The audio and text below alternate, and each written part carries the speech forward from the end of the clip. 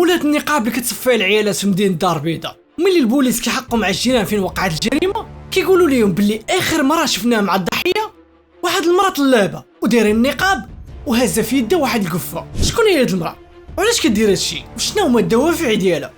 هادشي اللي غادي تعرفوه في هاد الحلقه وانا متاكد غادي تصدموا في هادشي اللي غادي تشوف كيما تصدمش انا.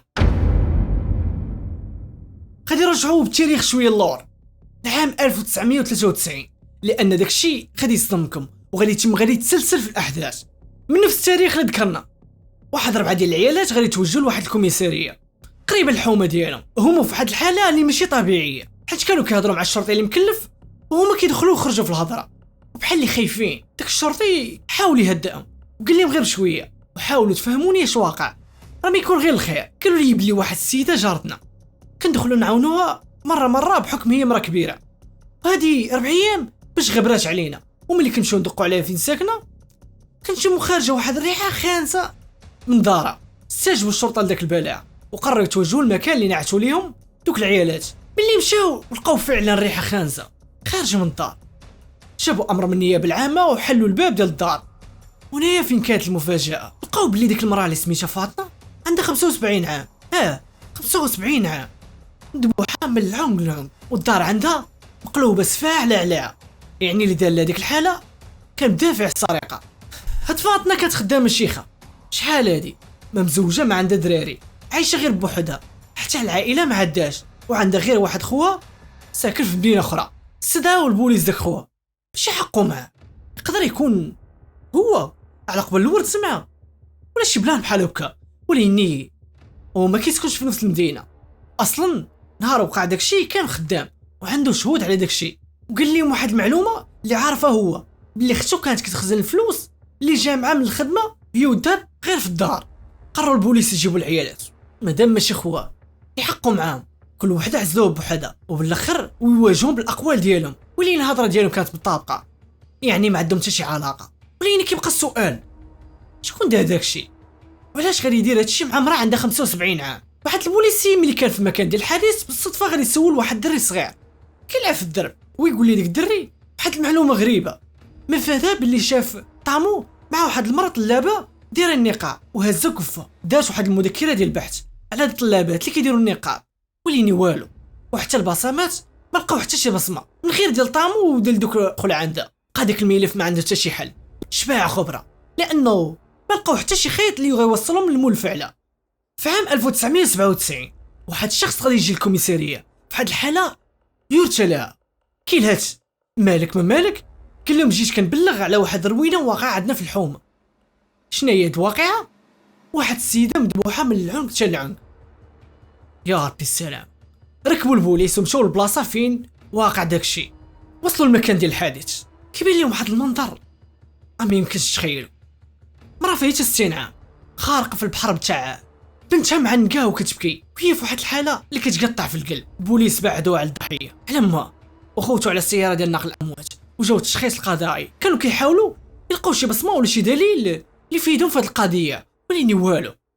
ما كاين حتى شي بصمه ديال الجاني ولا الجانيه. داروا واحد الاستجواب الجيران اللي ساكنين حداها واش شافوا مع شي وحده ولا كنت كتهضر مع شي وحده ولا كتجمع مع شي واحد وليني والو. فاش كانوا البوليس في مكان الحديث واحد السيد من نفس الحومه غادي يعطيهم واحد المعلومه واخا ما عندهاش علاقه في نظره هو وليني غادي تكون خيط بالنسبه للبوليس. كل يوم ملي كنت غادي كنصلي مع الدور شفت واحد المراه غريبه على الدرب دايرين نقاب وكتطلب وكتدق على الناس في الديور ويدير طن فراس المحقق. يمكن له بديك القضيه لان حتى هاد المراه كانت جريمه بدافع السرقه وهاد الشاهد شاف مراه دايره النقاب.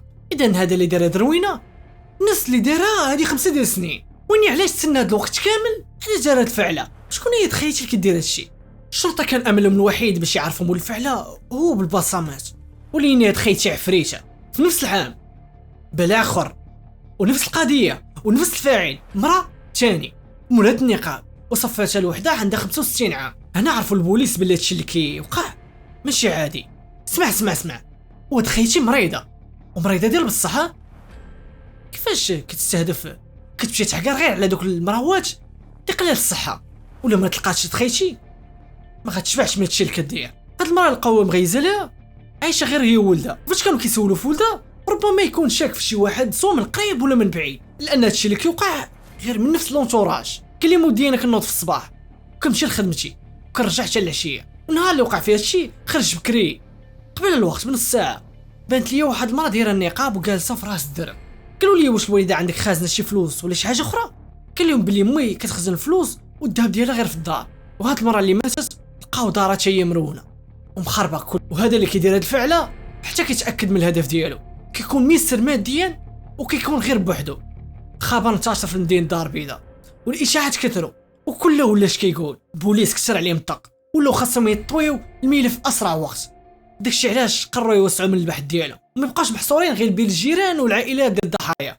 من نفس العام غادي يجي واحد الشخص عند البوليس ثاني، ويني الحمد لله ما غاديش يقول لهم مات شي واحد، ولكن غادي يجيب لهم واحد الخبر اللي غادي يقرب المسار ديال البحث. غادي يقول لهم بلي هو كيسكن في واحد الدوار حدا الروضه، وملي كان في الروضه ولاحظ واحد المراه طويله ومدرقه يديها مديره النقاب ومدرقه وجهها كيبانوا غير عينيها، ولكن في رجليها لابسه بعلقه ديال الرجاله. معلومه غريبه، البوليس ملي مشاو داك الدوار طارت الهضره باللي مراه مولات النقاب كتسكن في هاد الدوار، وراكم عارفين فاش كتكون شي روينه بنادم كيتجمع، عيالات يخرجوا كيطلوا كيبغيو يعرفوا اش كاين. واحد الراجل كان وسط العيالات كيضحك كيقول لهم تهلا العيال ديالنا ما يديروش هادشي، مشيو يقلبوا على راسهم في شي بلاصه اخرى. راه كيصدوا على راسهم. واحد البوليس سمع ومشى ليه قال لي جي انت شك متاكد واش عرفتي اش غادي دير؟ يلا معانا.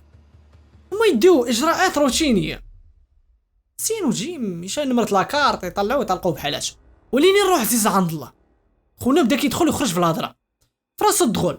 ماشي انا علاش جبتوني اش بغيتو عندي سيروا قلبوا على راسكم شوفوا اللي داير هاد الحاله ويقول للبوليس هذا مالو ويدخلوا حقه معاه. بان ليهم خونا كيتشفشف خدوا امر من النيابه العامه باش يقلبوا لي دارو. وهنايا فين كانت المفاجاه. عرفتي اش غيلقاو؟ لقاو فلوس والذهب ديال اخر مرة صفى عليها وموس من حجم المتوسط. هما يقولوا لي تعال تا هكا ودير هكا، حنا كنقلبوا على مرة وانت هو اللي داير الفعله. ربي كبير ومن الفعله يحصل وجوب داكشي وغتعرف ليهم بكل شيء بالاولى والثانيه والثالثه.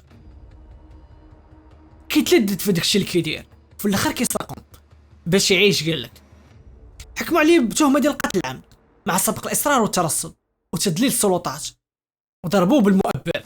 وخا كان خاصو كشر خاصو كشر. عرفتي باش كان كيعرف بلي هاد العيالات عندهم ومسك عليهم الله كيمشي يقصدهم عند دوك العيالات اللي في قلبهم في لسانه واللي كاينه كيقولوها. شي خوتي غنصحكم واحد النصيحه وغنصح بها راسي معاكم بلا ما تبقاو تعاودوا بحال التفاصيل من حياتكم. اش عندكم ولاش باغي دير؟ وصلنا لواحد الدرجه شي اللي قريب لك كيحسدك على الاهداف ديالك اللي قلتيهم ليه. لا بغيتي دير شي حاجه في حياتك ديرها في الصمت وراه غيسهل لك ليا الله.